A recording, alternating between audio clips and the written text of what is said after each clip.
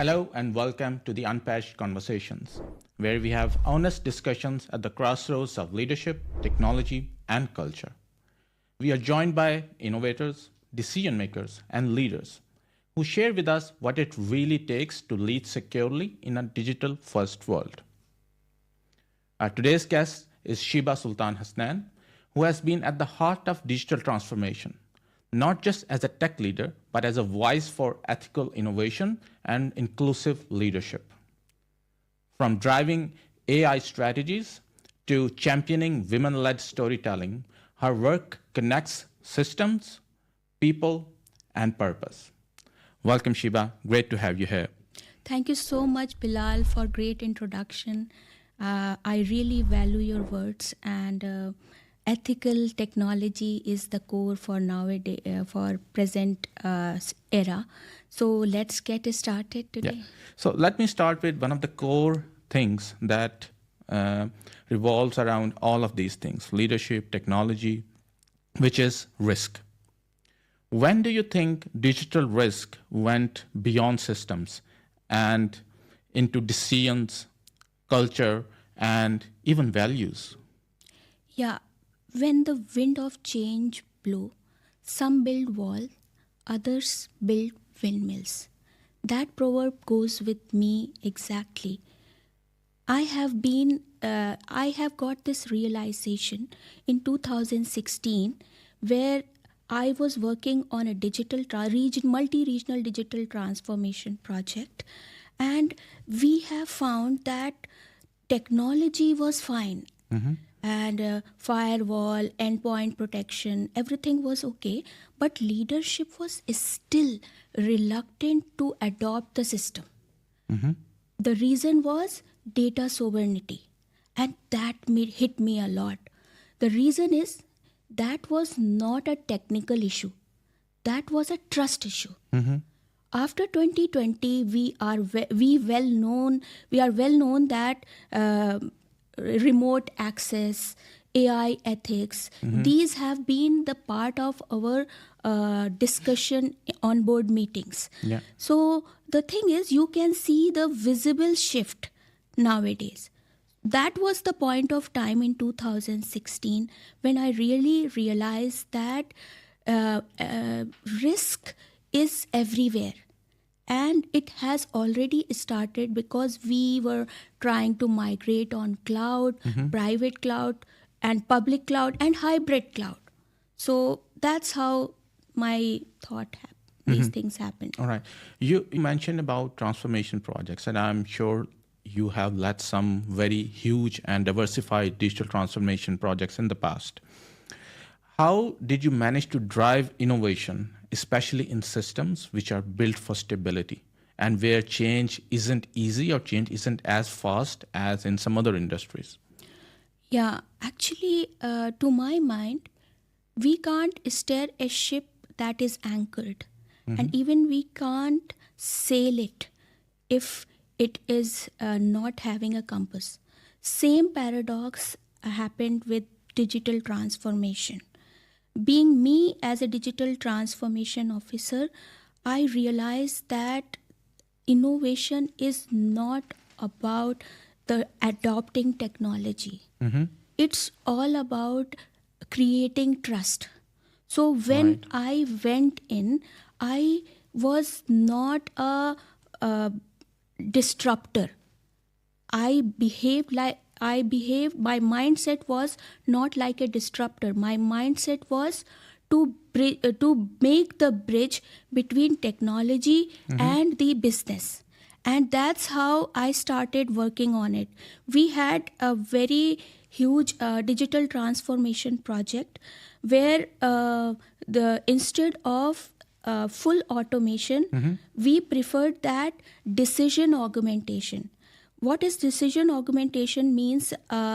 We started working with our customers or users, and we were creating values, and by value we were creating trust for the system. Because to my mind, like in 2012 when we were working on a huge project, it was failed due to users rejection. Users were not ready to adopt the system. So that's how, by the experience, we learned that first of all, for any innovation, create a trust. Right. Great.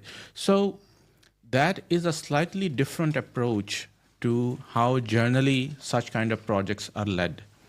So does it mean that leaders need to change their approach as well? Maybe they need to start acting more like startup founders rather than traditional corporate leaders. Yes, actually, I would say yes for that, because for tech founders have a certain type of mindset that is required nowadays, because this is an AI era, and disruptive changes are taking place very fast, like 10 hundreds of a speed is there, you Yeah. can say 10x or 100x speed of automation is there. In that case, if founders or leaders will not use the mindset of tech leaders, I'm not talking about coding, but this is the mindset which we tech founders has to adopt. And this mindset is not cannot be found by old leadership model. Right. Old leadership model never encourage you to adopt the new era's norms. So what happens, like I would say that present leader must have adaptive thinking. They must have iterative thinking. What is all about, like when a leader has tech mindset or he is acting as a tech leader, so he will have vision, he will have speed, fast decision making, and he will have also courage. Along with that, he will not hesitate with testing, getting failed again and again. So these are some of the traits which tech leader has, and all the leaders has to adopt nowadays to go with the flow in this technology era. Great, great. So agility and iterative approach, I think these are going to be the keys for success, if I understand correctly. Correct. So one of the key technologies these days is AI. And you have worked across AI a lot. In your opinion, what does responsible innovation look like? And how do you balance it, especially when you are trying to be competitive as well and don't want to be left behind?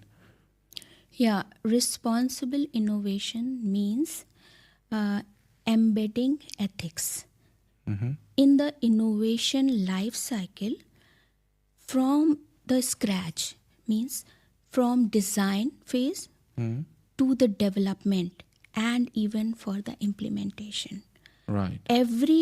This is not a kind of a checklist, I would say. This is again, I would say, a mindset and an approach or a concept where we align at the very beginning of developing AI systems. We align our AI systems with the ethical approach, with compliance and the like GDPR and all those criteria has to be aligned in the development phase itself. And there should be unbiased testing. Testing phase is a crucial phase for any development. So there should be responsible test engineers who has the knowledge of social understanding as well as the technical understanding as well. And as far as competitive advantage is concerned, I would say that without trust, you cannot have competitive advantage. The reason is, if you build an AI system which is providing you not a trustworthy results, then what will happen?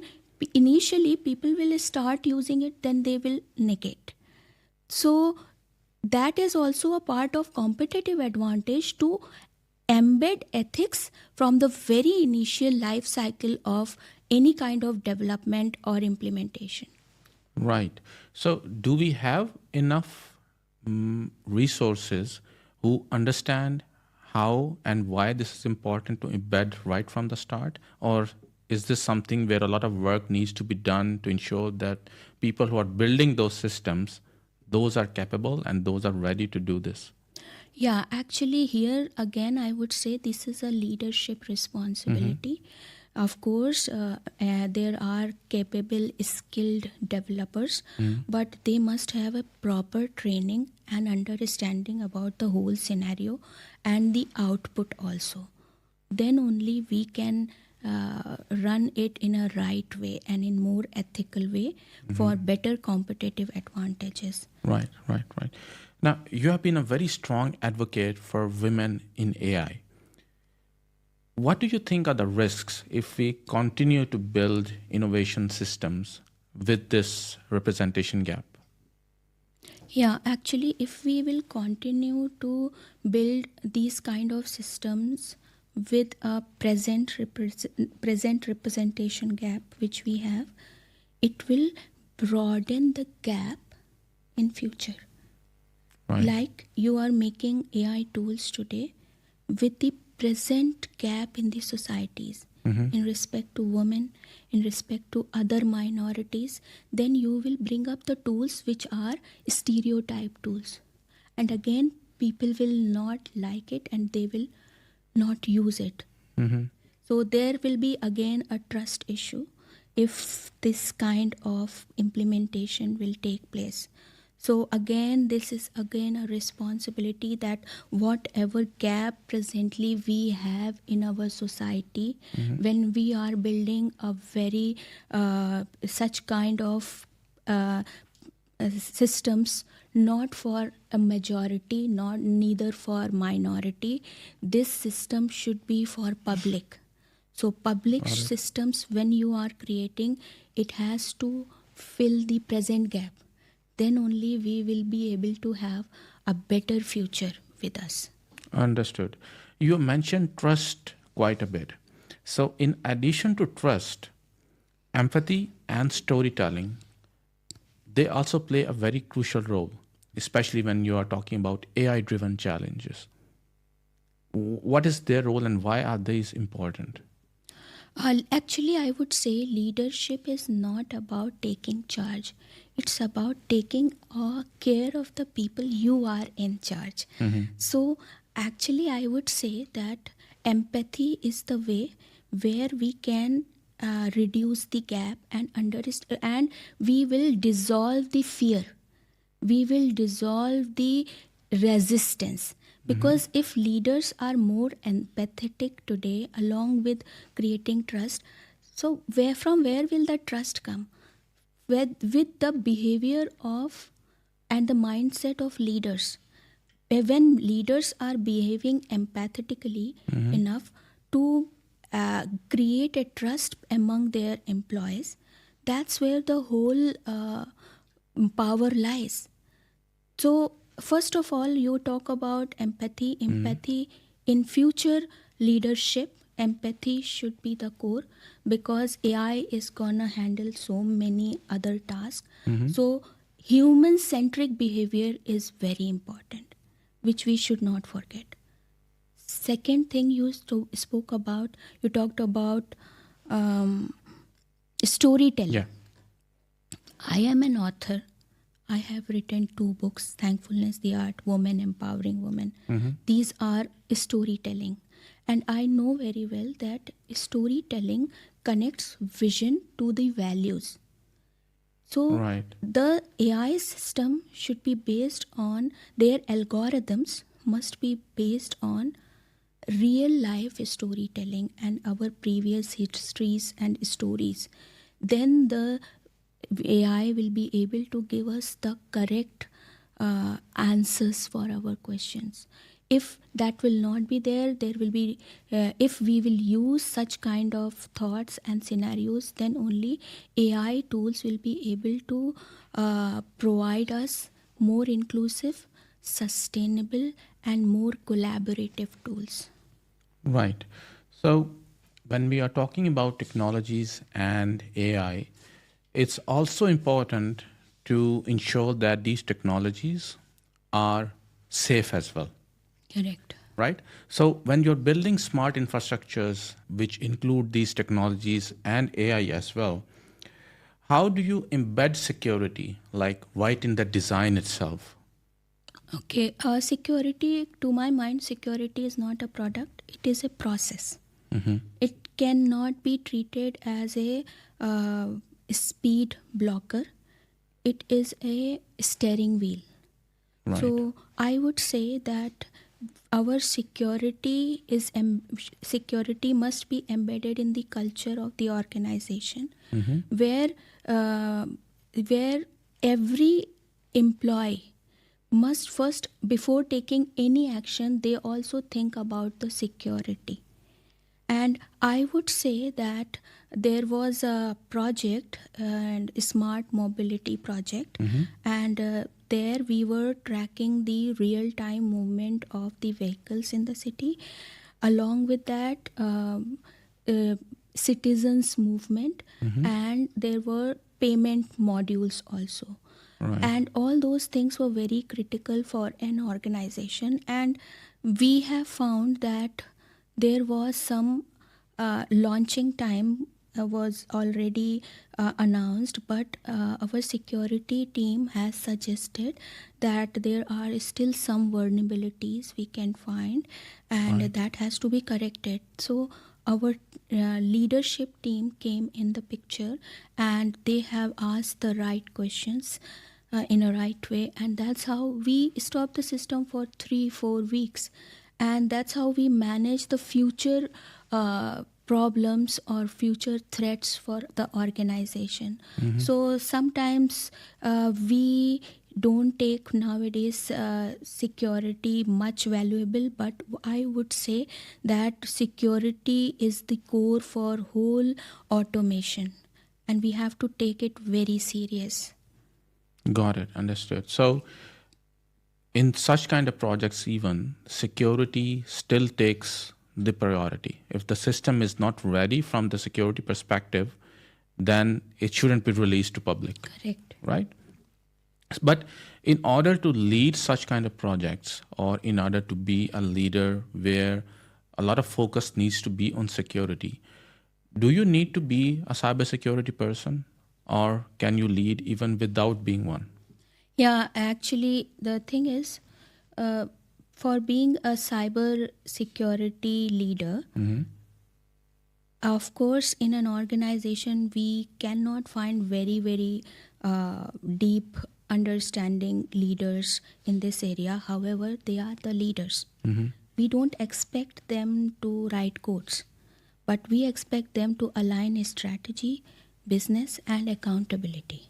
Right. If these people know all these things, and they manage the scenario according to the situation, and of course in the departments we need CISOs, CISOs are there, so of course they can take help, but at the same time a non-security leader can run the show by having such strategy, alignment with the business, collaboration, and understanding how much risk he is carrying.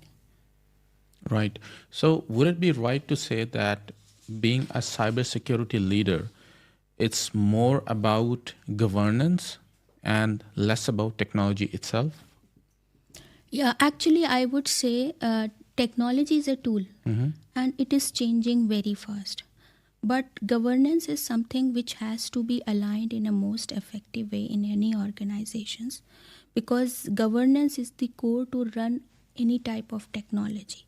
If the roles and hierarchies, access, all are defined in an organization, it will be easy for the organization to run with the change of technology. Right.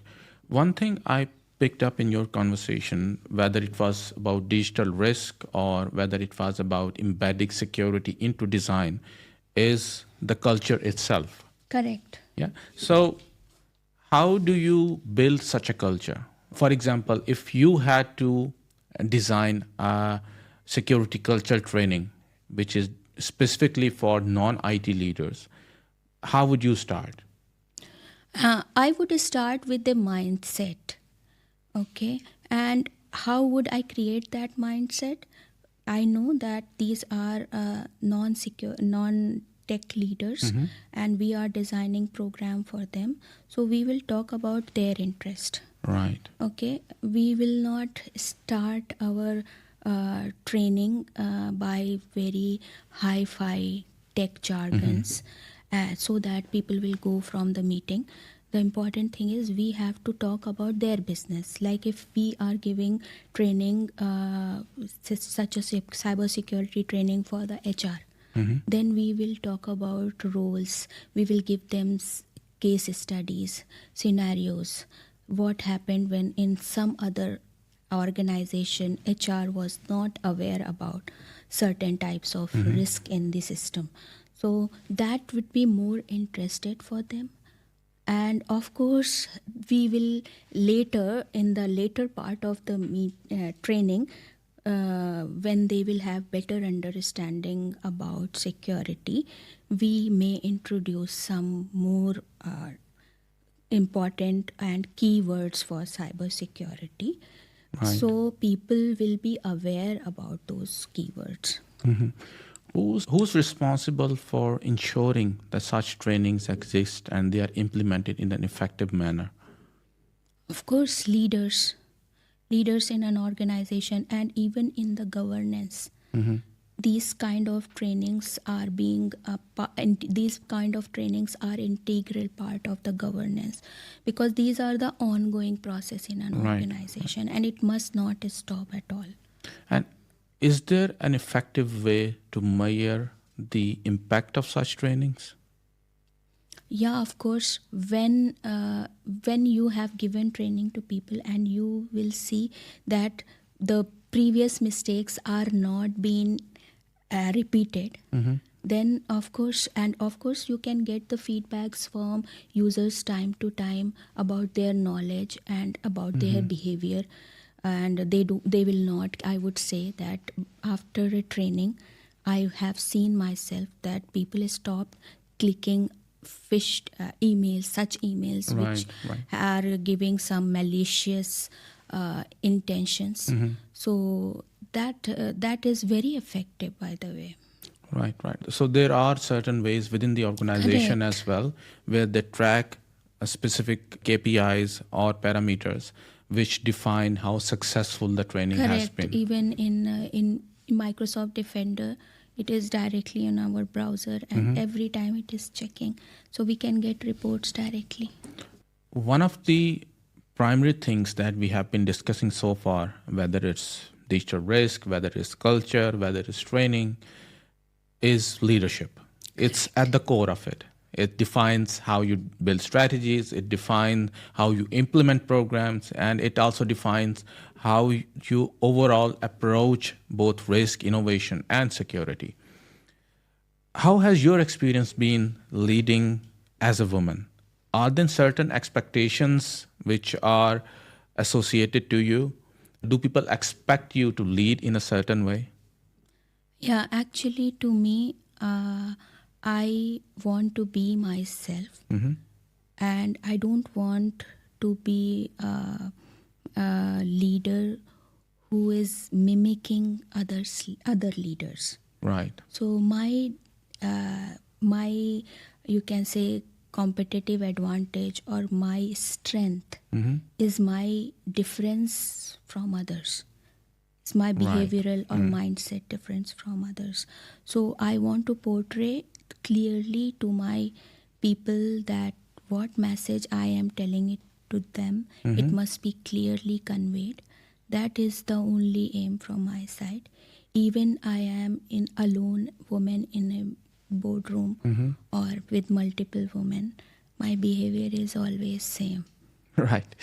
And has entrepreneurship played a role in your leadership style, or has it changed how you used to lead in your previous roles? Yeah, actually, entrepreneurship is not about control. It, to my mind and my experience, it's all about risk taking and courage. Right. Being in corporate role, I am given a structure and a structure is supporting me. But being as an entrepreneur, I am the structure. Right. I am wearing all the hats. I am running my business in unpredictability, and also I am ready to renew my life every day. So that's how the risk-taking ability I have developed during this time of a span, and that is different from my previous version of Sheeba. And what advice would you like to give to women who are leading or who wish to lead in spaces which are still following the old structures? Yeah, I would say don't wait for permission. Build your own doors.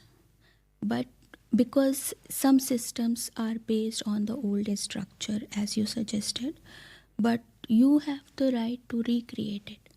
But the very core point I wanted to mention to all women, when they are recreating something, it should be based on empathy, collaborative team efforts, and first of all, it should be human centric. Right. Then any kind of change they can bring in, keeping all these pillars in mind. Absolutely. Yeah. So let's talk about you being an author. Yeah. Yeah. What led to, or what was the motivation behind writing these books? And who was your target audience? Who do you wanted to reach out to? Yeah, actually, I would start from my childhood days. I have been writing short stories and poems in Right. newspaper, and from there, this passion started for the writing. And even when I was at the age of 4, I used to scribble all the Urdu and English without even able to read. I used to scribble everything. Right. Like a book. So my parents used to encourage me a lot. However, by my computer science degrees and during my job, I forget about my writing skills. However, in 2014, there was an incident in Australia which has given me a lot of sorrow. And then I thought, why people are getting so such kind of incidents? Why on earth? Why around us we are getting such kind of incidents, which are ruining our daily happiness? Even when we hear something, we feel sorrow. So that time I just started writing about those incidents and some other incidents, and then I started writing unconsciously about being thankful, because myself, I would say, when I used to be thankful, I used to come over from my sorrows. So I started writing about thankfulness more and more, and I started studying about thankfulness. And in 2018, when I have shown my write-up to my husband and I have read those write-ups in front of my father, they said it can be converted into book. This is a book. Sheeba, you are an author. Then I thought, yes, why not? I can convert it into the book. Then we processed it in the form of book, and I want to reach the normal audience, not only a specific type of audience, because Thankfulness the Art is my first book, and I want everyone, even if they don't want to read my book, or they don't have time, or they just have to be thankful for 2 minutes every day, and that's where I feel the change will start, and then they will surely read my book, Thankfulness the Art. And moving ahead, my second book recently published on June 24th, Women Empowering Women. Back in 2024, on the occasion of International Women Day, this idea came in my mind. I couldn't sleep whole night because I feel somewhere inside I am not well. And that day I just got up 3 o'clock at night and I started writing about women. And because I feel somewhere that why women are being suppressed all the time, although present time we are empowering women a lot, but from the olden days and the way I am grown up, I have found that people used to stop me to study even in a good school, and so many things happened. So that had some impact and I wanted to bring change. That's why I started writing some pages about women empowerment, and then I realized that if I will write about myself only in the book, it will not be complete, because I want to show people that how women are being empowered and how can they empower each other especially. Right. So then I have announced on many social media that I am writing a book. Who wants to share that story, they can share that story, their story. And that led me to, I have got around 120 or around 200 nominations.